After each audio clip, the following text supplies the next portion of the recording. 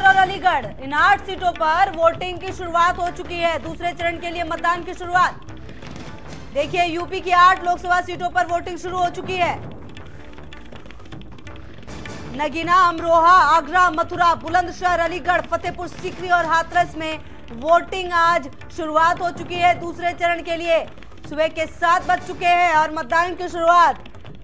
तो देखना दिलचस्प होगा कि इस बार क्या कुछ रहता है। इन 8 सीटों पर समीकरण शुरुआत हो चुकी है। दूसरे चरण में दिग्गजों की साख है दांव पर। यूपी की 8 लोकसभा सीटों पर वोटिंग की शुरुआत हो चुकी है। लोकसभा चुनाव का दूसरा चरण आज। नगीना, अमरोहा, आगरा, मथुरा, बुलंदशहर, अलीगढ़, फतेहपुर सीकरी और हाथरस, ये वो 8 सीट जिन पर आज मतदान होना है।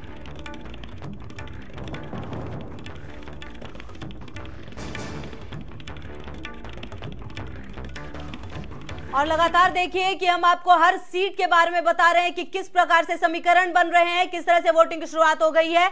और देखिए, लगातार हमारे सारे सहयोगी भी जगह जगह से बने हुए। मथुरा से हमारे सहयोगी कुमार पुष्कल जुड़ गए हैं। पुष्कल, क्या कुछ वहां पर शुरुआत हो चुकी है? लोग वहां पर पहुंच चुके हैं, क्या देख पा रहे हैं आप? सबसे पहले ये बताएं। देखिए खुशबू, अब 7 बजे के बाद अब धीरे धीरे यहाँ लोग अब मतदान केंद्र पर आने शुरू हो गए हैं। आप देख सकते हैं पूजा पाठ करके यूपी के कैबिनेट मंत्री श्रीकांत शर्मा निकल चुके हैं। अब देखिए मेरे साथ है श्रीकांत शर्मा जी। श्रीकांत जी, आज पूजा पाठ कर लिए, अब क्या योजना आगे की, क्या योजना है? देखिए, सशक्त भारत के लिए, मजबूत भारत के लिए सब लोग मतदान करें, बड़ी तादाद में लोग मतदान करें, क्योंकि अपनी जो पौध है, आने वाली पौध है, उसके उज्जवल भविष्य के लिए लोग ज्यादा से ज्यादा मतदान करें। एक सशक्त भारत, एक मजबूत नेतृत्व देश के लिए जरूरी है। और प्रधानमंत्री नरेंद्र भाई मोदी ने हम सब गांववासियों के लिए जो बुनियादी उनकी जरूरत है वो पूरी की है। उन्होंने घर में मुफ्त में बिजली का कनेक्शन दिया है, घर में गैस का चूल्हा दिया है, बहन बेटियों के लिए शौचालय दिया है, और हमारे बच्चों के लिए, परिवार के सदस्यों के लिए 5 लाख प्रति परिवार प्रति वर्ष आयुष्मान भारत दिया है। जिनके पास पक्की छत नहीं है, 2022 तक सबको पक्की छत देने का संकल्प है। किसानों को किसान सम्मान निधि, हर किसान को 6,000 रुपए प्रति वर्ष उसके खाते में देंगे। नीम कोटेड यूरिया हमने दिया है। और वहीं जो राष्ट्रीय मुद्दे हैं, खासतौर से हमारा जो राष्ट्रीय सुरक्षा का जो मुद्दा है, उस पर जो एक आतंकवाद को लेकर जो पूर्व की सरकारों की जो ढुलमुल रणनीति थी या नीति ही नहीं थी ये कहा जाए, हमने उस पर भी एक कठोर नीति बनाई है। अब श्रीकांत जी, साफ तौर पे ये कहा जाए कि कान्हा की नगरी में मीरा की सीधा लड़ाई कुंवर से, आपको लगता है कि कांग्रेस भी इस पूरे त्रिकोणीय मुकाबले को बनाने की तैयारी कर रही है?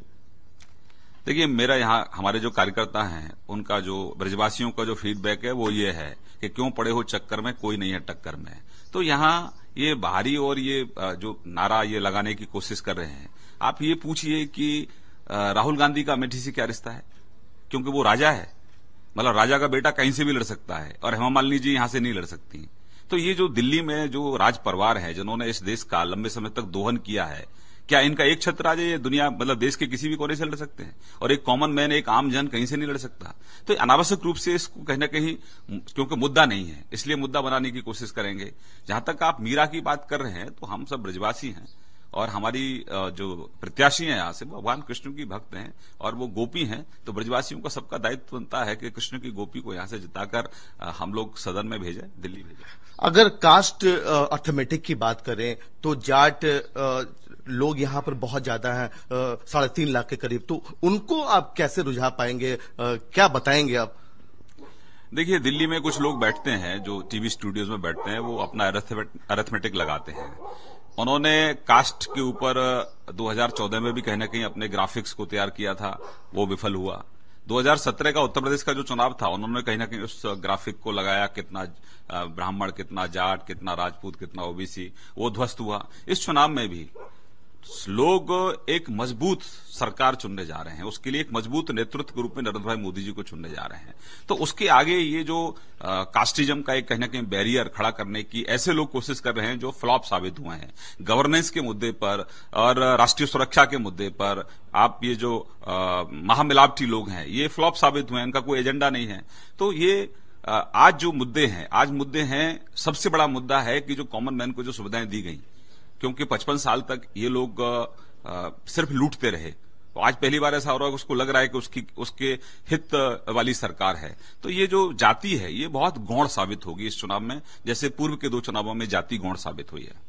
और अब आप मतदान करने जा रहे हैं तो क्या मंशा है, अभी लोगों से कैसे इंटरेक्ट होंगे? देखिए, ब्रजवासी सब अपना मन बना चुके हैं कि बार यहां से हेमा जी जीत कर जाएंगी और फिर एक बार नरेंद्र भाई मोदी जी की सरकार केंद्र में बने। ये सबका मन बन चुका है। अब तो बस ईवीएम पर जा रहे हैं लोग, अपना बटन दबा रहे हैं और कमल खिला रहे हैं। आप देख सकते हैं खुशबू श्रीकांत शर्मा जी मतदान के लिए अब यहां से निकल रहे हैं और सीधे जो जहां पर मतदान केंद्र है वहां पहुंचेंगे और मतदान डालेंगे। साफ तौर पर उन्होंने कहा कि विकास का मुद्दा बने रहिए पुष्कर हमारे साथ, बने रहिए आप हमारे साथ। बूथ से हमारे साथ हमारे सहयोगी मोहन भी जुड़ गए हैं। मोहन, देखिए कि किस प्रकार से तमाम तस्वीरें हमारे सामने आ रही हैं। जो बड़े बड़े दिग्गज हैं वो भी धीरे धीरे अब पहुंच रहे हैं। मुद्दे हैं अपनी जगह, कहीं ना कहीं जो समीकरण है वो बनता हुआ भी दिख रहा है। तो आप क्या देख पा रहे हैं वहां पर? कितने सारे लोग दिख रहे हैं आपको वहां पर? किस तरह का माहौल? बिल्कुल खुशबू, जिस तरीके से मथुरा का ये बीएसए कॉलेज आदर्श मतदान केंद्र बनाया गया है, उस पूरे